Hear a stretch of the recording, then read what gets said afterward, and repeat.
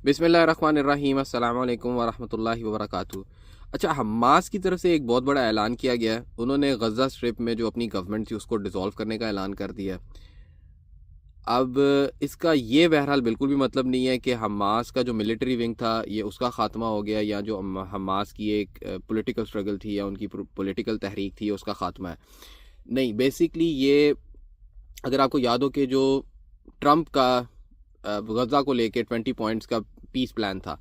तो बेसिकली उसमें एक रिक्वायरमेंट हमास के ऊपर ये भी रखी गई थी कि वो जो गज़ा स्ट्रिप में अपनी जो गवर्नेंस है उसको ख़त्म करेंगे। तो ये बेसिकली ये जो उन्होंने लाया अमल इख्तियार किया, ये बेसिकली इन लाइन विद उसी क्लॉज के है कि जिसमें वो अपनी जो गवर्नेंस है वो एक फ़लस्तीन में एक टेक्नोक्रेटिक गवर्नमेंट के हवाले करेंगे। तो बेसिकली हमास का ये ऐलान करना एक लिहाज से तो सिग्नलिंग है, जो इस मुआहदे में सालसी करने वाले ममालिक हैं, जिसमें सऊदी अरब भी है, सारी जीसीसी स्टेट्स हैं, पाकिस्तान भी है, तुर्किया भी है, शायद इंडोनेशिया और दीगर मुस्लिम ममालिक उसमें शामिल हुए थे। तो ये एक तो उनको सिग्नलिंग है कि हमास इस चाहता है कि ये जो अमन मुआहदा था ये सेकंड फेज़ की तरफ जाए, क्योंकि सो फार जो अभी तक प्रैक्टिकली बात है वो इस तरह से है कि ऑन पेपर तो सीज़ फायर हो चुका है, लेकिन हमले अभी भी जारी हैं और मतलब अभी भी एयर स्ट्राइक्स की जा रही हैं, अभी भी वहाँ से शहादतों की, लोगों के ज़ख्मी होने की रिपोर्टें अभी भी उसी तरह जारी और सारी हैं। तो हमास इस मामले में एक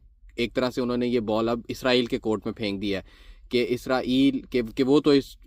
मुआहदे को चाहते हैं कि दूसरे फेज़ में जाए, लेकिन इसराइल आया ये चाहता है कि नहीं। साथ ही साथ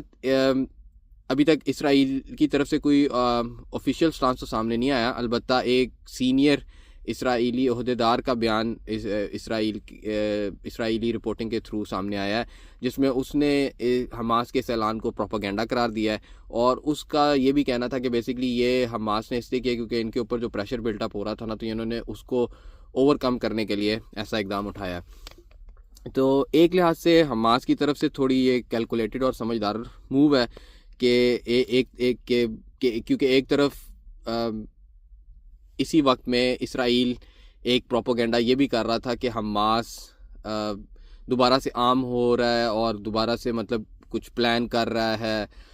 हमला, और इस तरह की चीज़ें इसराइली मीडिया में रिपोर्ट की जा रही थी।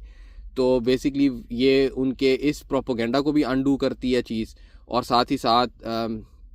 अब कहानी इस तरफ भी चली गई है कि इसराइल अब इस मामले में क्या करता है। तो अब देखना ये होगा कि आया ये जो इनका इक़दाम है ये क्या इस मुआहदे को दूसरे फेज़ की तरफ लेके जाएगा या नहीं, अब ये खैर वक्त ही बताएगा।